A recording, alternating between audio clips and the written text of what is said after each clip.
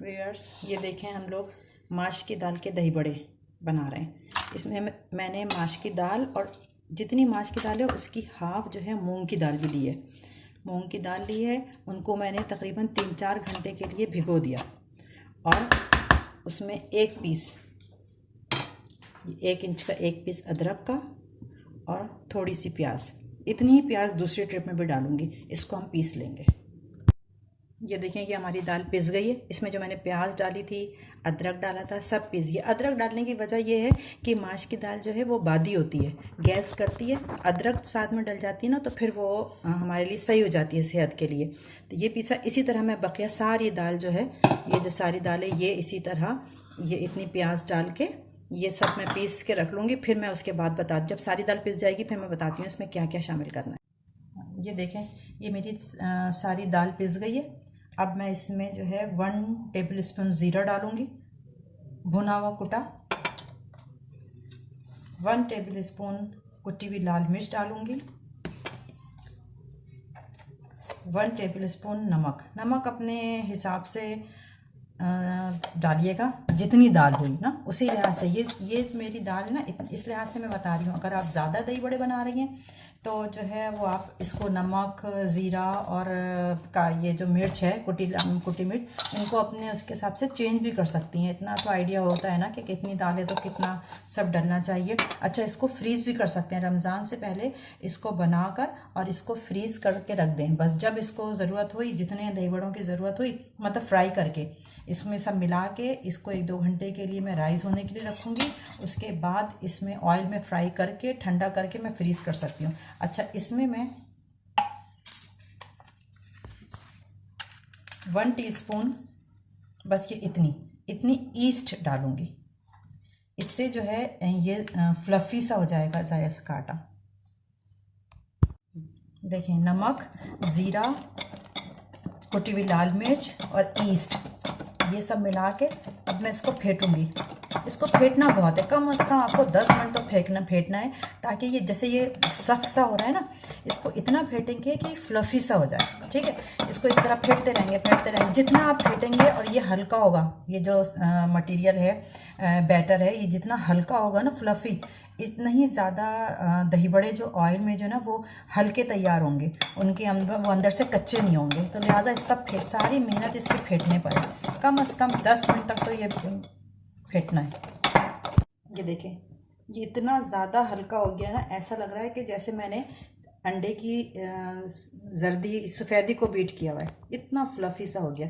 इसको ऐसे लेके ये ऑयल में, फिर थोड़ा सा पानी में हाथ लगाया, फिर थोड़ा सा दाल लिया,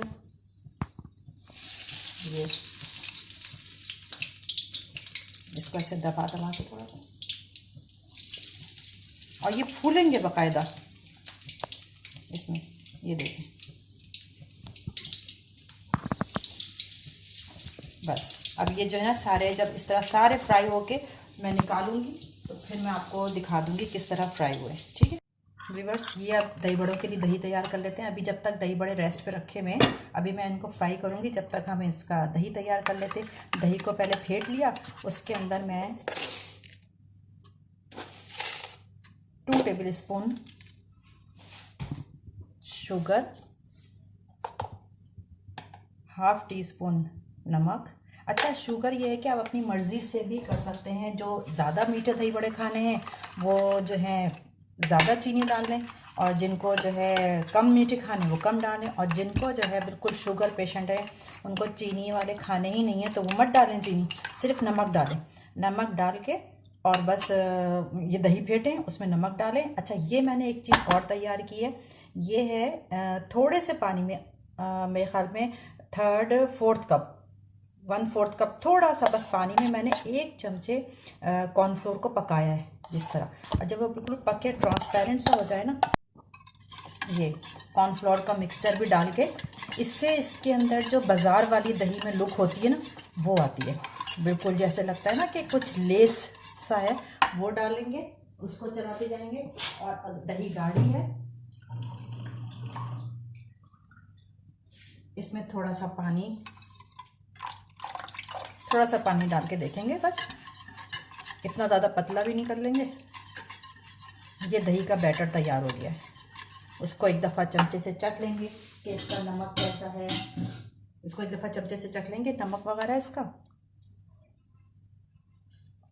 बस बिल्कुल ठीक है, अपने हिसाब से आप रखिएगा चीनी भी। और इससे जो मैंने कॉर्नफ्लोर डाला ना, माशाल्लाह आप देखिएगा आपकी दही का लुक कैसा आएगा। गाढ़ी बहुत थी, मैंने थोड़ा सा पानी डाल के फेंट लिया। अब ये दही तैयार है। अब मैं दही बड़े फ्राई करूँगी, फिर इसमें डालूँगी, फिर आपको फाइनल लुक दिखाऊँगी। देखें नाज़रीन व्यूअर्स, ये कितने फ्लफ़ी हुए हैं, बिल्कुल अंदर से फूले हुए जाल वाले। इनको मैं निकाल के अखबार पे रखूँगी। वैसे तो मुझे पानी में इसको डिप करना है। अब जितने मुझे सर्व करने होंगे उतने मैं पानी में डिप करूँगी।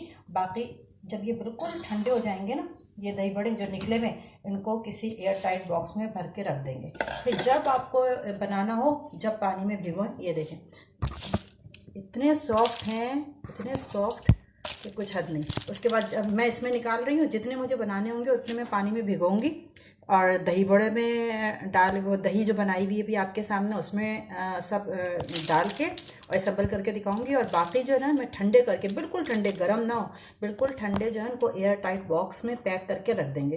फिर जब कभी ज़रूरत होगी सिर्फ पानी में डिप करना है और दही में डाल देना है।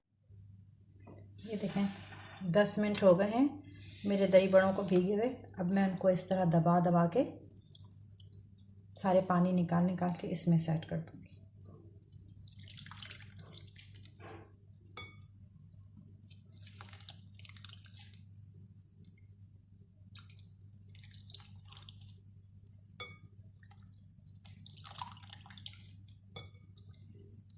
इतने रखे।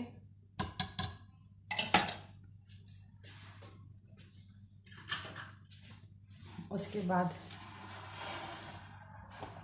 जो हमने दही तैयार की थी इनके ऊपर डाला।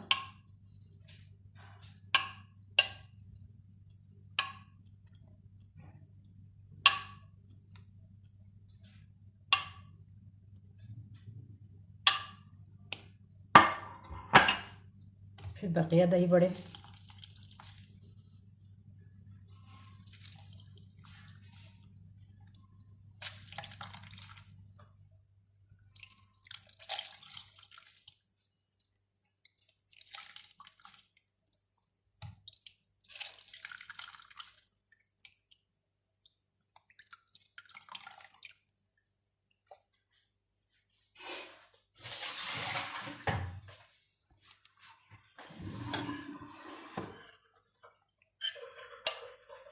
और ये सारी दही इनके ऊपर।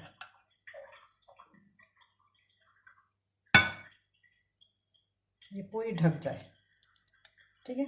और ये जो थोड़ी सी बची है ना, इसको अलग से बाउल में निकाल के रख दें कि जिसको खाना हो वो खा ले अलग से। अब इसके ऊपर चाट का मसाला डलेगा।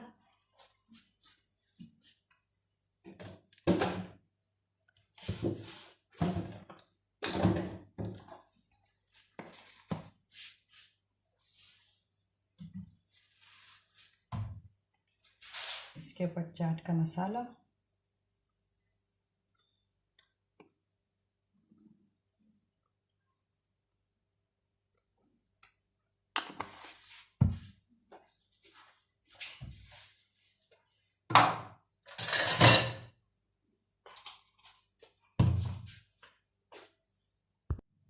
ये है इसकी फाइनल लुक। इसमें थोड़ी सी पापड़ी डाल दी, दही डाला, दही डालने के बाद चाट का मसाला, फिर पापड़ी डाल दी और थोड़ा सा इमली का पल्प डाल दिया। अब ये रेडी है, ठीक है। बस इसी तरह तैयार करिएगा और आप देखिएगा आपको बहुत मज़ा आएगा। अंदर से बिल्कुल भी कच्चे नहीं होंगे, बहुत फ्लफ़ी से दही बड़े बनेंगे।